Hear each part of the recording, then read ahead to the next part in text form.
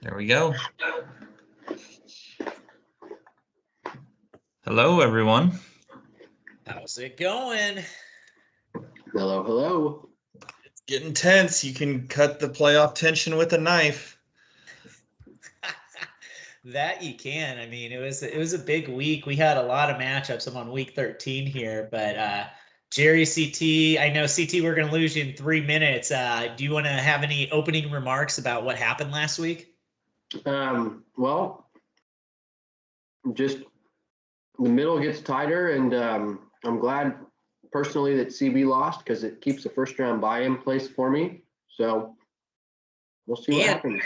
And you officially crushed Jack's dreams of pulling off the greatest comeback in probably league history by officially, although he has a less than 1% chance of making the playoff. We'll talk about that. But yeah, you officially killed his playoff chances. What I was going to say is he's not completely dead yet, is he? Less than 1% chance. The scenarios that would have to go in his favor to pull it off are pretty rough because he would have to get in at 6 and 8. Chaos. Yeah, chaos. I mean, yeah, there was a lot of big matchups, and we really, I think, as you go down to the standings, like we didn't really have a ton of separation. We've got 1, 2, 3, 4, 6 and 6 teams. Got 2, 5 and 7 teams that are certainly still in it. Really, outside of Shmi, he's the only one that's got an inside track for the bye. Then it's CB and CT with Nelson with probably an unlikely chance of the bye. So still a lot to be decided. It's going to be a fun last 2 weeks. Yeah, the Woat did get his 10th loss in a row, which I'm sorry, Mod. Yeah, one thing I wanted to pull up is Fantasy Pros does do their playoff projections and odds, and right now we talk about that middle 6 and 6. They project out that we'll continue to have 500 teams, and that 7 and 7 will make the playoffs, points scored depending. Right now they've got obviously Shmi's in, CT and CB are basically locked in, and then Nels is pretty secure, but could still fall out. They have me at 73%, and then it's really coin flip for RO, and then Jerry and Wes on the outside looking in, but still have solid chances to come in. Really, Scales and Taylor are hanging by a thread, and CT here you mentioned. Here's Jackson at less than 1%. So I guess there's one scenario where he could get in at 6 and 8, but that's not going to happen. And Jerry, I heard that you might have run an interesting scenario. And guys, I want you to take a moment to let your mind wander and contemplate a fantasy league that exists. That what happens, Jerry? I have 6 teams at 7 and 7. How does that happen? Finishing the season. If you want me to go through it all, I have. Here, I'll let you present. All right. Like I said, it's a very makeshift spreadsheet. I'm not going to try and copyright this or anything. Basically, we have week 13, week 14. It adds it up. I'm not that good at Excel, so it doesn't re-rank it. So I just kind of had to look and see who was ahead of each other. But this scenario, I got it basically where it went in order of a 12 and 2 team, 2 9 and 5 teams, and then 6 7 and 7 teams. It's just going to come down to points with that. And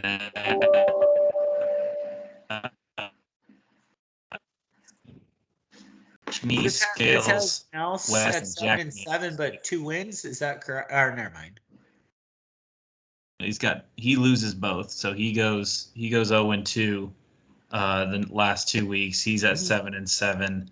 The scary thing is these look totally possible. Like I'm likely going to lose to CT. And then win next week. Well, then I'd have to lose to the. Would I win against the Woat? Yeah. That's totally possible. Nels losing to RO and Shmi is totally within the realm of possibility. Jerry, losing to Scales but beating Taylor? Yeah, I mean, a lot of things would have to line up, but it's possible. Wes winning 1 week, then losing to Losing Shmi. to That's Shmi? possible. I mean, I could Wins- see Drake showing up, putting on a concert for all the 7-7 teams. It just makes too much sense. I think the one is Scales has to go 2-0. That's just crazy with who's playing who, that we could end up with 6, 7-7 teams. Usually it the matchups don't line up, but in this case they do. So points are definitely going to matter. Hopefully everyone can put up some big points if you're fighting for a playoff spot, because I think that's definitely going to come into play. So Yeah, I think that's your toughest. Is the last week you have CT and CB losing, they'd be going for a first round bye, and they'd be facing Scales and Jack. That's probably your big hole in the scenario. Well, I will say yeah, I've got Scales that week, but I've got Jonathan Taylor and Miles Sanders on bye that week. So yeah. I don't exactly have running backs to plug Scales in. may get Kamara back next week. It was kind of surprising he was out this week, but he gets 10 days to come back. He has Carolina on a bye this week, so he'll get like DJ Moore back. But this matchup actually doesn't matter in the standings, but this one does. This one would kind of have to be an upset of Scales beating CT. Everything else I feel like is very possible. Nels, RO beating Nels, me beating Taylor, Shmi beating Wes. Those are all very possible. Yeah. CB beating RO possible. Shmi beating Nels, Scales beating me. This one's probably a toss up. I could see going either way, Wes and Taylor, but I mean, anything is possible. Like I'm just looking at the PIs for this year, and it's been so unremarkable. Like this is probably the most parity we've had in the league. I can pop that over here, but if you look at this, let's see if this will pop up a little bit more. Am I sharing yet? Hang on. And guys, I'm going to have to drop. Hi, CT. So good luck to everyone this week except you, Bryson. see ya.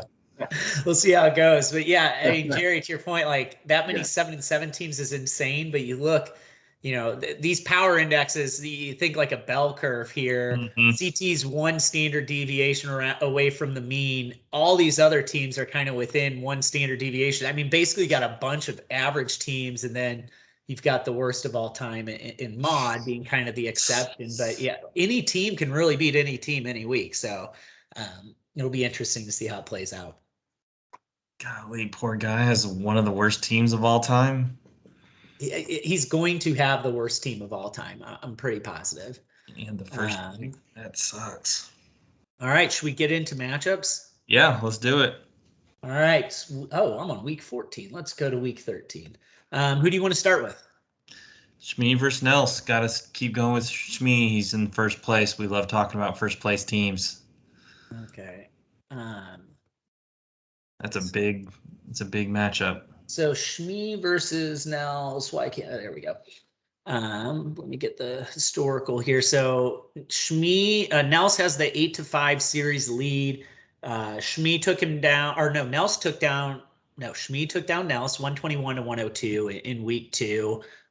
So he's trying to get his second win in a row. He locks up a bye with a victory today. What do you think about Shmi's chances of locking that up? We talk about it every week. He's got probably the best team. That's why he's 10-2. 2 elite running backs.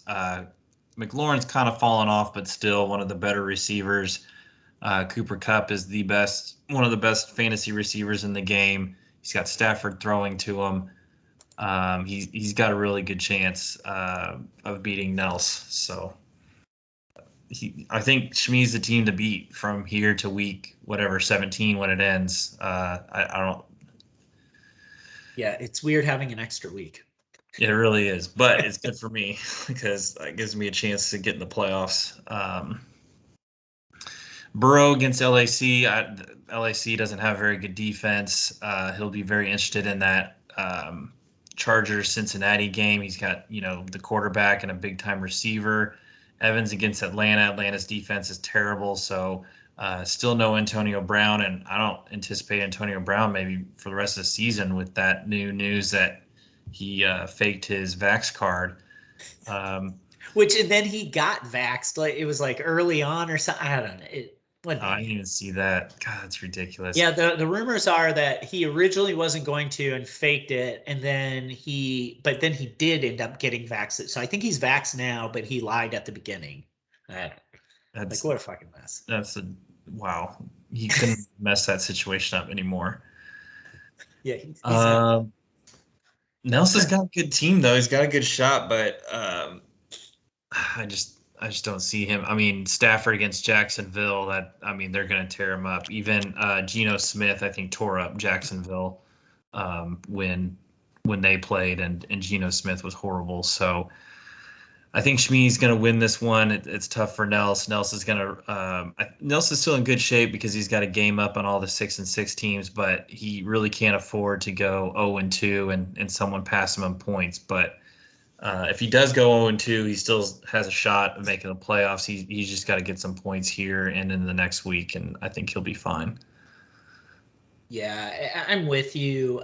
Shmi's team's obviously the strongest in the league, and not that Thursday was a killer for Nels by any standard, but I feel like Gallup might have been the one weak spot in Shmi's lineup. You could say maybe Knox, but to get a touchdown out of him and get a little bit of an advantage over Schultz, like I just don't see, unless Patterson just goes off again, which is possible. Like I just don't see him overcoming when you go matchup by matchup. It's not that Nels has bad receivers; he has very good receivers, but I like Shmi's better. Yep. Running backs, he's got decent running backs, but Shmi's are better. I mean, it's just kind of going down the line. The Stafford versus Burrow, that's going to be tough to overcome. Burrow's going to play lights out to be able to match Stafford. So I probably got Shmi by 15-20. That might be a little aggressive, but less Nelson's fault. I could see him putting up 95, 100 points and Shmi still running away with this. Stafford's kind of struggled the last couple weeks, but you expect a good bounce back game against Jacksonville. And even with Stafford struggling, Shmi is still fine. He's made his effort, pick it up, and he's got a very good team. Did you see that Gallup touchdown catch? No, I wasn't watching the game. They got it down to the 1, and he threw a fade route to him, and Gallup's back was toward Dak. Then he jumped up, turned around, high pointed it, grabbed it, turned it back. I mean, it was an incredible catch from the 1. I mean, and then got both feet in bounds right in the corner. I mean, it was very impressive. I'm surprised he started Gallup because Cooper was playing, but he got 9 out of him. That's great. Yeah, that's always painful when you're on the other side and the guy gets a 1-yard touchdown. I feel like I get the benefit. I got Thielen on my team, and he does a lot of the. It's just those 1 yard little fades in the end zone sometimes. But yep. All right, who do we want to go to next? We both got Shmi. It sounds like. Yeah. Let's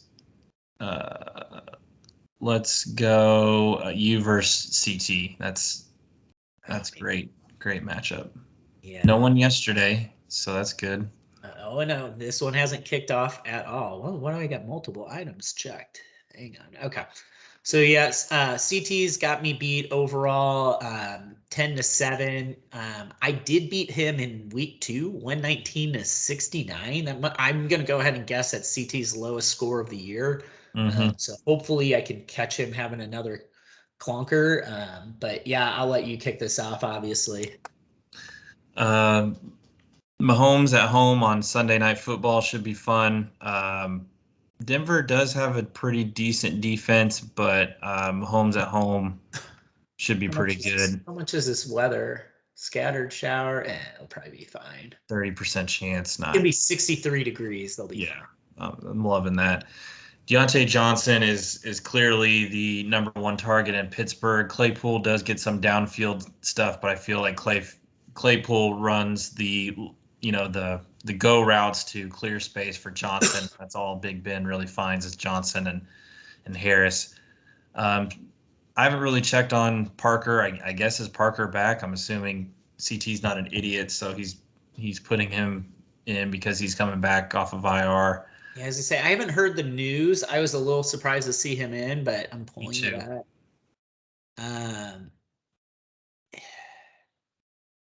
Yeah, it says he's close to returning, but I mean, he's going to be coming off injury. I mean, I don't hate it. I just think he has some decent bench options, but hopefully he doesn't listen to this and think about that. Jonathan Taylor should run over Houston. Yeah. I'm hoping because in some of my other leagues, I'm starting Wentz with Aaron Rodgers on a bye, so I hope Wentz tears it up and then they're ahead by a bunch and just run the rock with Taylor, and CT will gain a lot of points from that. Sanders is going to be great if Howard's out, because then it's going to be Sanders and Boston Scott. I mean, Philly, I think at the beginning of the season was trying to make Jalen Hurts pass, and they're trying to make him this passing quarterback, but they kind of just scrapped that and said, all we're really going to do is run. I mean, I don't think he throws it that much. He runs, Boston Scott runs, Sanders runs. So they've just become, their identity is a run first team now. And it's working because, I mean, last week it didn't, but it's been working the past couple of weeks that they've really had some good victories just running the ball and eating the clock. So I feel like getting Sanders is huge for him. He's going to love that Sunday night matchup. He's got Williams with Gordon being 50-50. That's a great flex play. He's got Buckner. He's got Mahomes. He's got Fant. A lot of this is going to come to how well those guys do in the Sunday night game, and he'll probably jump you after that game. What are you talking about? KC's just going to get a bunch of his pick sixes, and Mahomes will throw the ball, hopefully. I'm surprised you're playing their defense. I mean, I get it because I don't think Teddy's the best quarterback in the league, but I mean, their defense isn't that great. No, it's not that great. I dropped Pittsburgh. I had Pittsburgh D, and I slightly like KC's matchup better. So it wasn't a place of strength. It was just kind of going best available based on matchup. You do get Kyler back, which is great. Pittman, I feel like the last couple weeks has been a ghost, but you got two great matchups of Houston and Detroit with your two top receivers. Williams coming in for Swift. Hopefully he'll get a bunch of touches against Minnesota in a dome. So that should be a good game. No weather, impacting that as we get later into the season.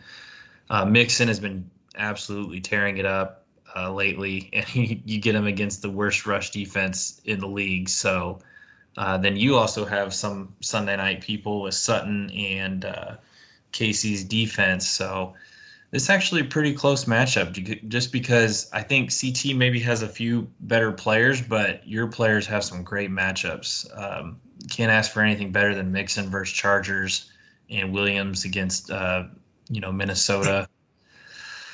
This one's going to be really close. I just think with Jonathan Taylor and Mahomes, that's really tough to beat. I don't know what he's going to do about Parker. I think this is going to be really close. I'll give CT the edge by 4 or 5 points. Yeah, I think that's fair. Yeah, I mean, I feel like I have a puncher's chance, which is all I can ask against going one of the better teams. I can't believe, Kyler's finally coming back, and I literally had a debate if I was going to start him for a while. That's how surprisingly great Kirk Cousins has been, but got to go back to Kyler, even though it's at Chicago. I got to maybe check the weather, but I'm sure it's plenty warm. Ooh, 90% chance of precipitation. I mean, depending on weather, I could potentially make a change. We'll see there. Cousins is playing well. It's always scary when you look at Yahoo. Yahoo puts so much on projected points on some players, and Taylor and Mahomes are two of those guys, and it's just scary to look at. But then you have to remind yourself it's like they actually have to hit those point totals.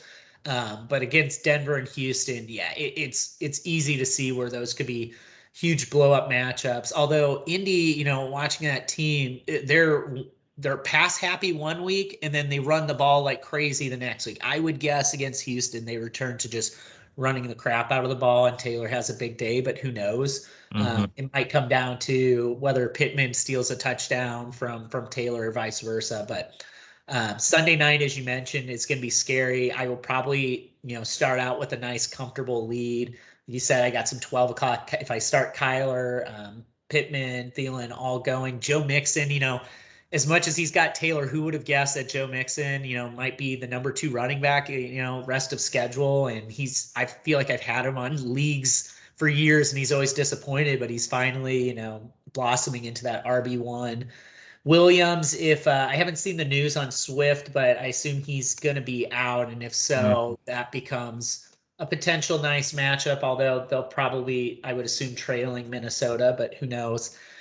Kittle, man, he's been my biggest disappointment, and I need him to come through this week. I feel like he's my key. If Kittle can put up a touchdown and do something, I like my chances, but there's a lot of ifs there, and I really don't like Cortland Sutton in my flex, but I don't know. I'll play around with it. I think he's potentially my safest bet, but with Judy in the mix now, I just don't love Teddy. I don't love that offense, and it's hard to count on him.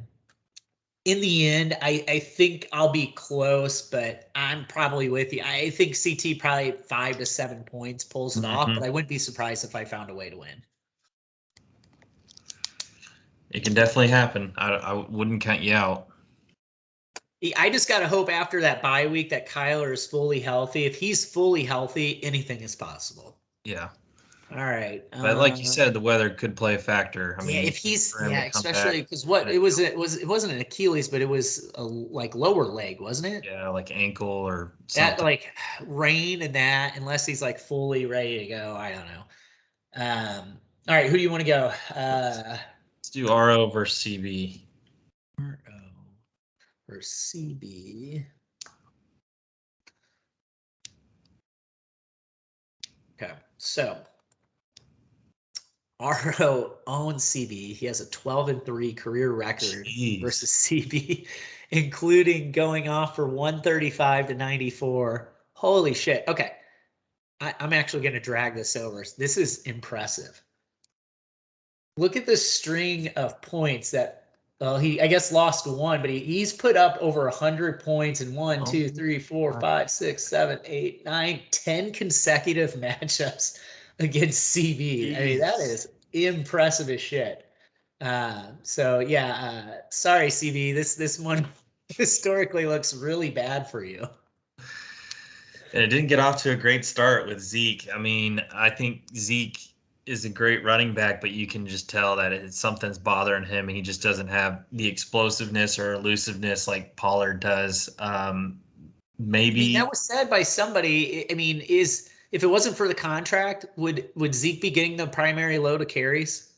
No, not this season. I still think. I mean, I'm not at practices, but just watching like the Hard Knocks and hearing everything at the beginning of the season, he lost some weight and was like really elusive and great. And I just think he's been bugged by this knee injury that's since like week 4. I think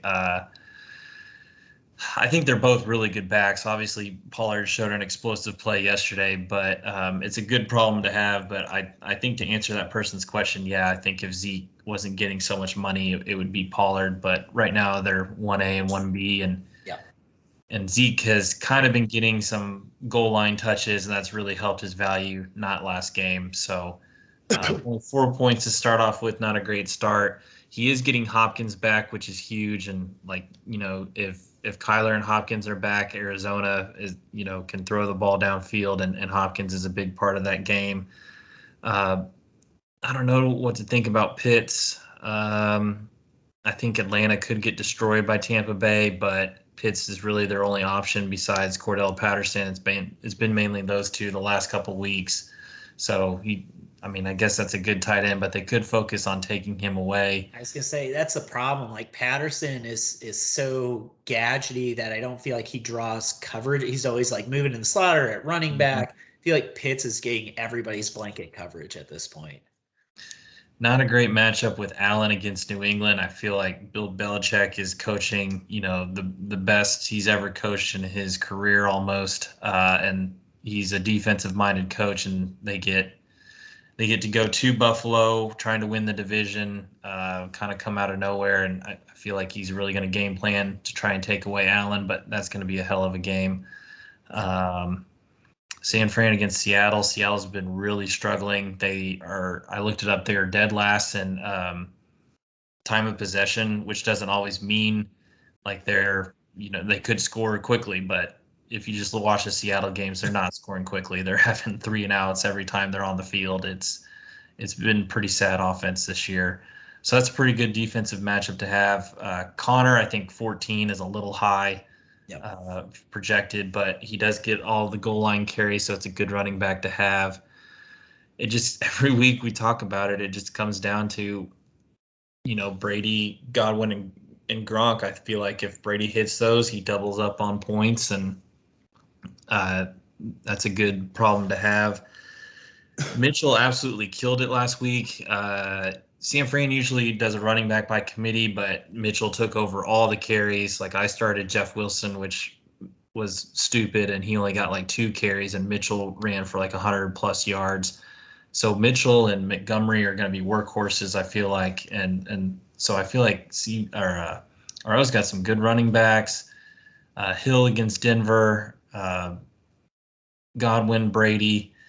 Collins he's got to find another flex. I would maybe try and drop someone and put maybe more of a wide receiver could be boom or bust, but I don't see Collins doing anything in the offense. So I mean, he does if I think he has Boston Scott. If Sanders, because is Sanders healthy? I'm trying to remember. Yeah, we went over Sanders with CT, and he is. Howard's not. So yeah, if I was RO, I would probably put Boston Scott. So I thought there was talk that Darrell Henderson could be out too. So he maybe hasn't put in Sony Michel either. Yeah, potentially. I thought CT was saying something that Henderson is hurt. But so who do you got in this matchup? I actually got RO in this one. Ooh, interesting. Yeah. Brady against Atlanta. I think he's going to try and throw it all day. He's got 2 great running backs. I think Arizona does have a really good defense, but Montgomery's a workhorse. Connor's still kind of splitting time. Well, I guess Edmonds is hurt, but still, I still like Montgomery and Mitchell over Zeke, who got 4 points, and Connor. I like both RO's receivers better. I think maybe Brady and Allen could be a wash, but Brady's got a great matchup. I would just take out Collins for somebody else, and I got RO in this one. I didn't even look at the projected, and yeah, it shows him by 10. Yeah, I actually had it the opposite. I thought you were taking CB for a second. Yeah, this one to me actually could end up being the biggest blowout of the week. I think Zeke only getting 4 points, like you said. Allen, the weather looks like it could be pretty rainy. You're going against New England unless he picks up a bunch through the ground. Although, I mean, bad weather, Allen's arm can fight through that. I think the biggest upside that CB probably has is Hopkins with Murray coming back. I think he needs him to blow up to really have a chance. Same with Connor. I mean, if Arizona's offense can get right, then yep, now all of a sudden you've got a chance. But yeah, on the other side, it's the Brady versus Atlanta matchup to me. I mean, that just I just fail to see that that's not going to be really fruitful. Gronk is getting like 8 to 9 targets a game when he's healthy. If Godwin or Gronk get a touchdown between the yardage Gronk's going to put up, I think that's just going to lay a solid foundation.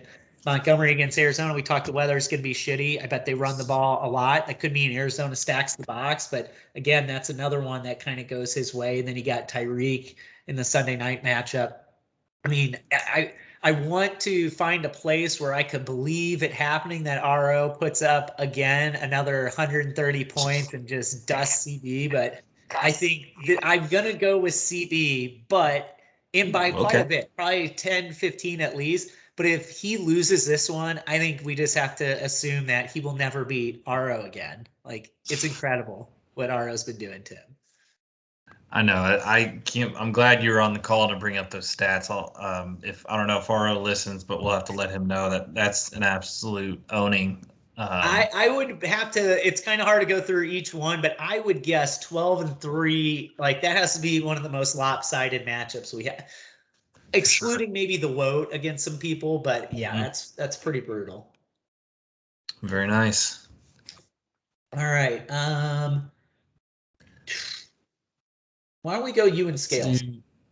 Okay. So that's definitely got playoff implications. Oh, for sure. Let me pull up Jerry. You can talk while I'm doing this. He's got, I think, Carolina on a bye, so he doesn't have Hubbard or DJ Moore, or I think he had their defense, but their defense isn't really anything. But yeah, He also has Tennessee on a bye, so no Hilliard. He was kind of splitting time, but uh, Justin Jefferson is going to be a stud. I feel like last time he played against Detroit, he absolutely dominated them. He has Travis Kelce, one of the best tight ends in the league. I think Mahomes is starting to find him. There was a stretch where Kelce was playing very poorly, and because CT's such a huge Chiefs fan, he was letting me know about it. But I feel like he's kind of turned that around, and that was a really good trade on his part to get Kelce. I don't think he really needed Kelce, but Kelce is probably better than Montgomery, and um, so he's got a great tight end matchup. After that, there's a lot of question marks around his team with Tony's questionable. I've heard Henderson is maybe hurt. He's got a great matchup if he does play. Russell Gage, I don't really have any faith in Atlanta's offense, but I guess that's the backup receiver to have if you're going to have one. I'm not really sure, but Taysom Hill was having an awful game. It was one of those games where if if you're a real life Saints fan, he played absolutely awful. But if you're a fantasy guy, he still got 100 yards. He got the bonus. He got 101 rushing yards.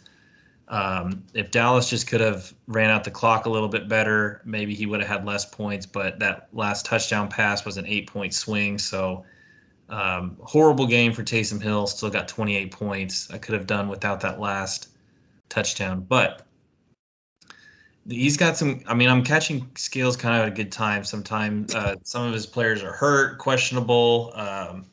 He's got Carolina on a bye, so it's a good time to play against him. But 28 from Hill is a decent start. Me, on the other hand, I kind of got screwed by the. Not really screwed, I guess it's technically right. But anyway, CeeDee Lamb was out wide and he takes one step back. Dak throws it over to him and he runs for 33 yards, and that was his rush. Yep. If they count, if he's right even with them, I get those 33 yards as receptions, get another 4-point bonus. That would have been nice. So that kind of stunk. So CeeDee Lamb with 11 is pretty good. I thought Mark Ingram would get more touches. He was splitting time with Montgomery a lot. Hill was running it a ton. So I feel like Ingram and Kamara are really going to take a step back because Hill really likes to run it a lot. I think Robinson is out, so Mooney should have a good game. I think Arizona's defense is decent, but Dalton's been really finding him a lot. Watched the Thanksgiving game, and Mooney is a real good route runner, and Dalton seems to be finding him. I'm going to kind of be all in on the Raiders. I got Derek Carr. I have Hunter Renfrow that I'm thinking about maybe putting in with Lockett. I picked up the Las Vegas tight end because Waller's out. I don't think he's as good as Waller, but it seems like Carr always tries to find his tight ends. Freeman as a running back is crap. Ingram wasn't good, but that's all I can really play. So my running backs are terrible. I've been winning each week with Rodgers and my receivers. I hope to keep it going, but we shall see. So you're going yourself? I don't know. If Henderson plays, I'll probably go Scales because I think Henderson is a good running back with a great matchup. I don't really know anything about Tevin Coleman, so I'm not going to really pretend to know what that matchup is. I feel like Philly has a good run defense, so maybe it's not a great matchup. But if Henderson doesn't play, I think I caught Scales at a great time with Kamara out, Henderson out, and if I lose, it'll be pitiful for my team. Yeah. This one, I think if you had asked me Thursday, I would have very firmly been on your side of this matchup. Mm-hmm. I would love to see the analysis. I don't know, especially with our league scoring. I'd love to see the who does the grading system on all the players? I'm trying to think of what Pro Football Focus. Yeah. I wonder if there's ever been as bad of a quarterback performance that got as many points this week as Taysom Hill. I mean, he was horrible, throwing picks all over. He gets the one touchdown on a 10-yard cross that goes for a touchdown. He ends up with over 100 yards rushing, so he gets a bonus on you. So despite throwing 4 picks and looking just lost, first quarterback to get 28 points, I think is just exactly what Scales needed to try to tip this back into the balance. Like you said, CeeDee Lamb not getting the 4 points while Taysom got the 101. Like that right there could be the 8-point swing that swings us around. Ingram was a bit of a duff for you. Yep. I do like the idea if Waller doesn't play, you're taking a flyer on a tight end, but you might get that double bonus where if Carr throws it to him in the end zone, you're looking at a really solid week.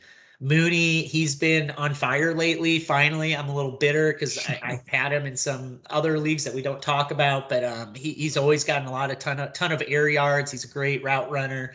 I like the way he's trending. Indy D versus Houston could be huge. Tucker's always a strong matchup, but on scale side, obviously he's going to pick up a kicker here. Justin Jefferson, you called out, should go off. Kelsey could always go off, but really, yeah, I think it all depends. It depends on Henderson, because beyond that, who's he got to go with? I mean, Hubbard's out. I don't know if he even has an option. He'd be going Carlos Hyde. Yeah. I mean, that's if you're looking at Tevin Coleman and Carlos Hyde. Yeah, I shouldn't lose. You shouldn't lose. So this is one I'm going to do a little contingency. I'm going to say I'm going to go Scales by 2 to 5 points in a close one if Henderson plays. If Henderson doesn't play, I think you win by 4. Yeah, I agree. I was saying the same thing. It all hinges on that. Yeah. The only thing, and I know we talked about this matchup a lot, but what I'm really scared of is Derek Carr does throw for 300 yards a lot, which is great because you get the bonus. He doesn't always throw. He's not the best quarterback, but he does throw for 300 yards, so that can help. But he's playing against Washington, and Washington lately has this new identity of we're going to dink and dunk and run and get 3 yards a play, but we eventually get the first down. And they have been holding on to the ball so long. They did it against Tampa Bay.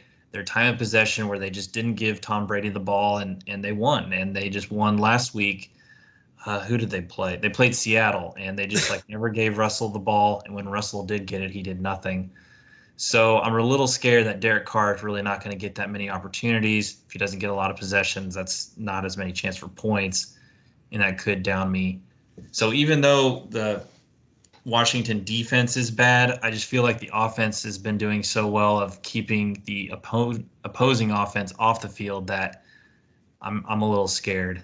I think that's fair. I mean, I think we could all say Heineke is the fantasy killer. He is not impressive, but he makes good decisions and he keeps the chains moving. It's literally, I watched their last game too, and it was flashback to any time we play Iowa State or Kansas State, and Alex Grinch is just giving up. Fuck that guy, but just giving up first downs. It's can we have the freaking ball? So I do think that's a good call out. It's making me nervous. I think Henderson's not going to play, so I'll officially say Jerry. But if Henderson plays, I need it. I've with that little scenario thing is basically with the points I have. If I go 1-1 in the last 2 weeks, I'll get in the playoffs. Yeah, I think 7-7 makes it, and I think you and I have the most points of the current 7-7s, right? I believe so. Yeah. Yeah. And I mean, so you've got a fairly healthy. I've got a good healthy margin. You've still got a nearly 35-point lead. Well, 40-point lead on West, so you should be okay if you go 7-7. Yeah. As long as you avoid a clunker. Let's go to. I guess this guy. We'll go Wes and Taylor. Right. The last kind of playoff matchup. Potential. And this is going to be a do or die for both of them. So I'll go with Taylor looking at his team first. Dak didn't have a very good game fantasy wise. I mean, they won the game, I think, because of their defense, because Taysom Hill played so awful, giving them short fields all day with those interceptions. But I guess I was listening to the ticket. Dennis Allen just has Dak's number. They gave all the stats of when he plays against Dennis Allen, and I think he's held them to 13 points offensively, and it kind of showed again last night. Pollard was a great play. Zeke has been trending down. Pollard's been trending up, and he had one huge rush against New Orleans, who's a great run defense team that really sparked the Cowboys to the victory. So that was a great play by Taylor there. Hopefully Robinson plays. Wes is finding him at a good time because Chubb is on a bye, but Jacobs and Robinson are good running backs. would kill to have those running backs, even if I'm assuming both of them play. I haven't really heard anything that they're not, but Diggs and Chase, those are two great wide receivers to have. I feel like I say this every week that I love Taylor's team, and maybe he's just been unlucky, but I don't. He's got an outside shot of making the playoffs, but I feel like every week he's had a good team. I mean, I hate that he plays the LIC defense, but Metcalf was a no-show. Cooper coming back, but still wasn't real. I don't think he was really that healthy. I think guys down here on the ticket were saying that they'd be surprised if he played, almost every snap. They thought he'd limit his snaps. Gordon, I heard, is 50-50 to play. He lost Dalvin Cook. Fournette had an amazing week last week. He's got a great matchup this week, but West lost with 41 points last week. I just don't expect his team to put up the points again, and I'm going to go Taylor in this one. Yeah, this one will be a close matchup. Like you said, Taylor had a big Thursday from Pollard, but Dak really kind of dragged down. So I mean, I think he had a bit of a wash of a night. She mentioned his strength, Diggs and Chase. If he's going to win, that's going to carry the team. I think he's got a solid team. I don't love it as much as you. I mean, Chase is still, his receivers really have to carry his team. On the other side, Wes, he's got the luxury of he carried the handcuff to Cook all year long, and it's paying off here right when he needs it. He's in a must-win situation, and Madison steps into a juicy matchup against Detroit. Yeah. To me, it really comes down to the Atlanta game. Is it the Brady show or is it Fournette again? If Fournette gets all those touchdowns, and I'm assuming the game script's going to be favorable for Fournette, then I do think Wes will be tough to beat. Tight end's a bit of a wash, and Lamar against Pittsburgh, who knows what's going to happen there. I feel like Lamar is really hard to predict this year. But if he gets back to himself, I'm leaning more on Wes's side here. I think he's got more upside, but I think he's also got a lot of risk. The same with Metcalf. Like, who knows what we're going to get out of Metcalf? That offense just looks lost. I could see Metcalf getting 2 to 3 points, or he could go back to having a huge week. So my inclination is to go with Wes pretty clearly here, but there's just so much variability. Anything could really happen. At the end of the day, I'll pick Wes, but I don't feel confident about it. Yeah, I was talking with Nels, avid Seahawks fan, and he was saying that Metcalf didn't get the ball last week, so they could absolutely focus on getting him the ball this week, and he could have a big game. Wes lost last week because I think he was projected to have a lot more points, but Jackson, had 4 interceptions against Cleveland, and so I think Jackson will bounce back, but still Pittsburgh is not a great matchup. I don't think they have defense TJ isn't Watt. as good as it's been, but it's still a divisional rival on the road. Yeah. I mean, I don't think Pittsburgh has Watt. If they had Watt, I would think, man, I think Cleveland's defense is worse than Pittsburgh's, and now Cleveland or Jackson has to go to Pitt. Like you said, I think both those teams get up for that game, and it's at Pittsburgh. I think that's going to be a tough place to play. Yeah. I don't know who's on his bench, but I just read that because I have Gordon in another league that we don't talk about, that Gordon's 50-50. He should be okay because he could throw in Claypool in the flex and move Fournette to running back. So I think he can survive. That's what I would do. That loss. Yeah, so I mean he'll be watching that. Claypool is a later kick. That's the only problem is Gordon's at 720. Yeah, if I'm Wes, I look at this and play it safely and switch in Claypool. I mean, I don't think there's that much of a gap anyways between Gordon and Claypool, and especially with the injury concern. You can't risk throwing a donut out there because he's hurt. This is one of the better leagues to have Claypool in because Claypool doesn't get a ton of receptions, but he does get, bombs. Like I think the last couple games he's had 3 receptions, but 90-something yards in this league that gets you 9 points. So, but he's getting 8 or 9 targets. I think it's Big Ben's just been inefficient getting in the ball.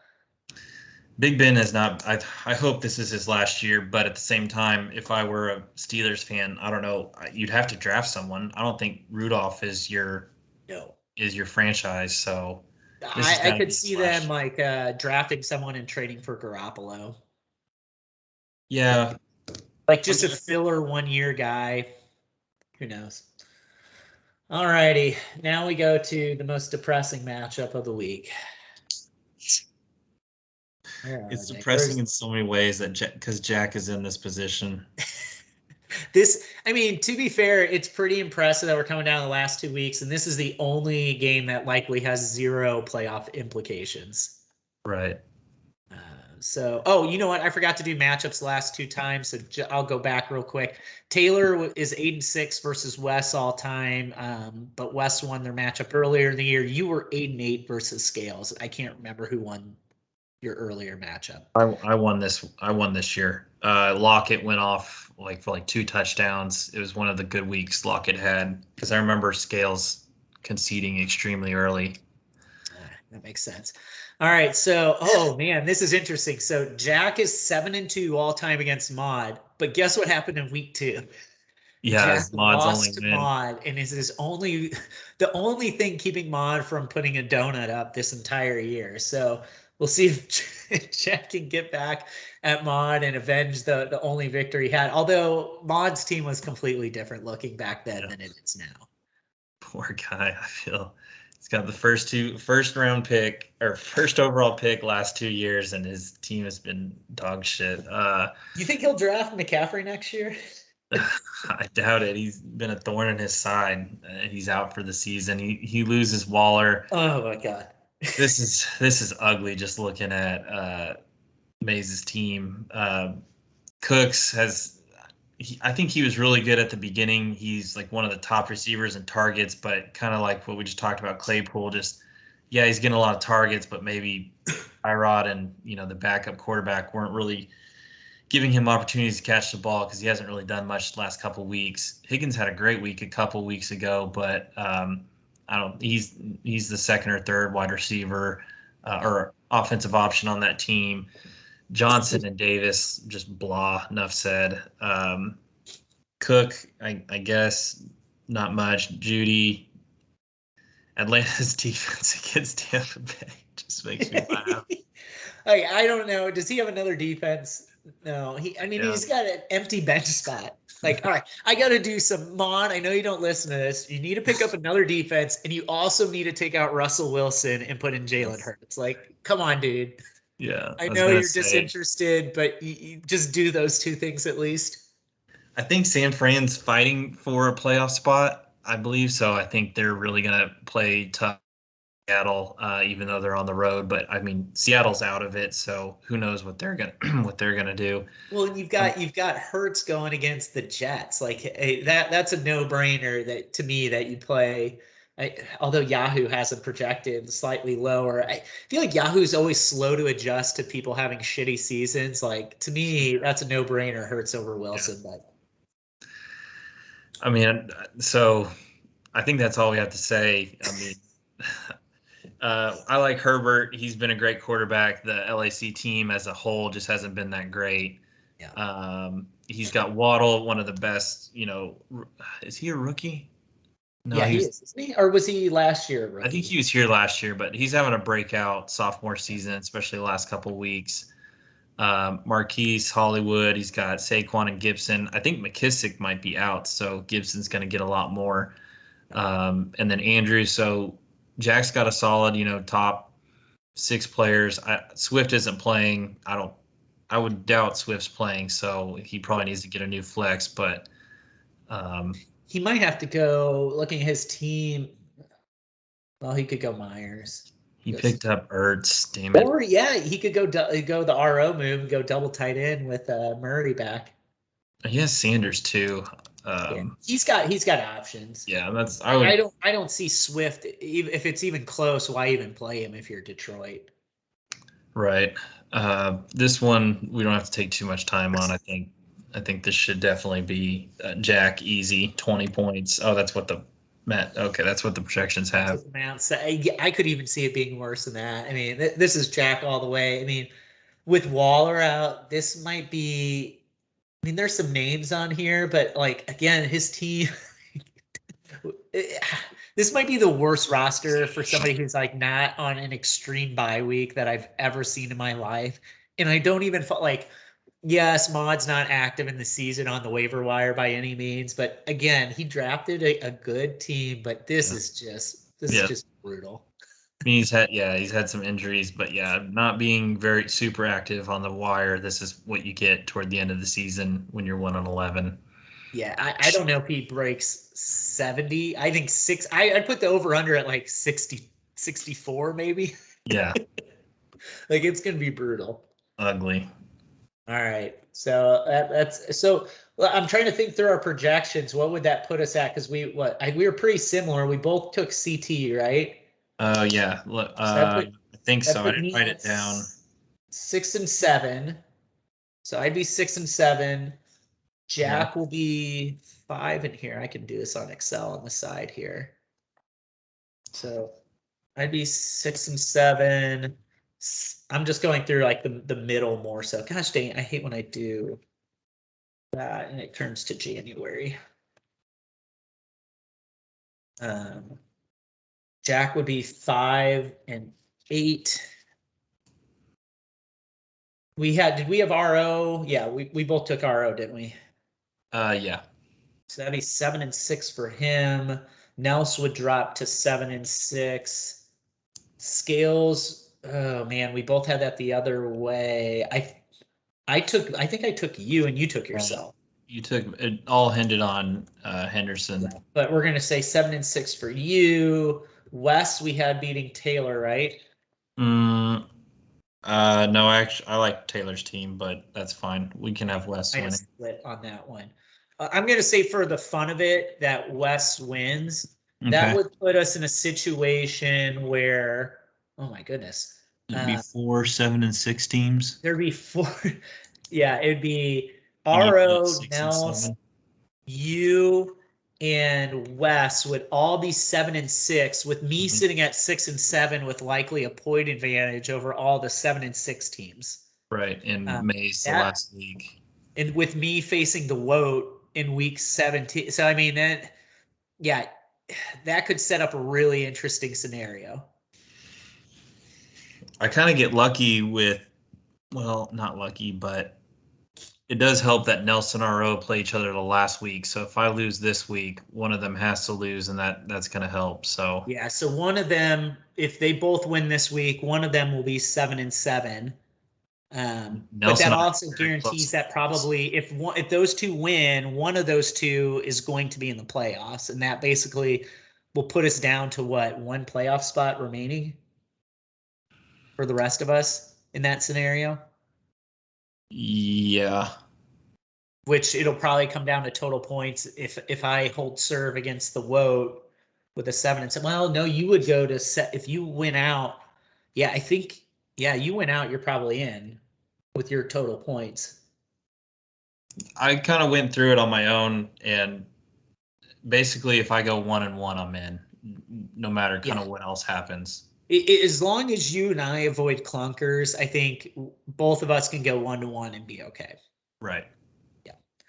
All right, cool. Well, actually, no, but in this scenario, yeah, I'd be still, because the winner of RO and Nels would secure being 8 and 6, and then if you won, I'd be out. So 1-1's almost more. Well, 1-1 could be dangerous to you too. Because that Nels, the best case scenario for you and I, we need one of Nels and RO to lose, and then that same person win that matchup between RO and Nels.